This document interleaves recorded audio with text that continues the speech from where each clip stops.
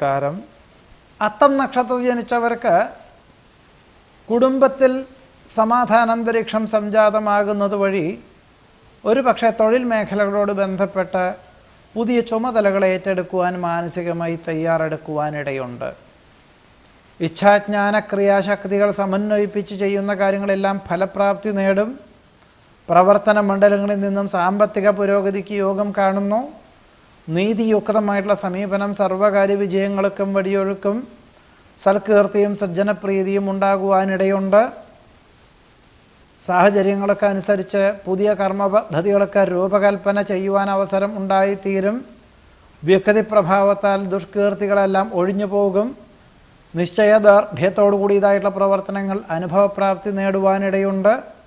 ഗുരുകാരണവന്മാരുടെ അനുഗ്രഹാശിസ്സുകളോടുകൂടി ചെയ്യുന്ന കാര്യങ്ങളെല്ലാം ഫലപ്രാപ്തി നേടും. കടം കൊടുത്ത സംഖ്യ തിരിച്ച് ലഭിക്കുവാനിടയുണ്ട്. മാതാപിതാക്കളോടൊപ്പം താമസിക്കാൻ തക്കവണ്ണം ഉദ്യോഗമാറ്റത്തിനും അപേക്ഷ നൽകും. ആഗ്രഹിക്കുന്ന വിദേശയാത്രയ്ക്ക് അനുകൂലമായ അനുമതി ലഭിക്കുവാനിടയുണ്ട്.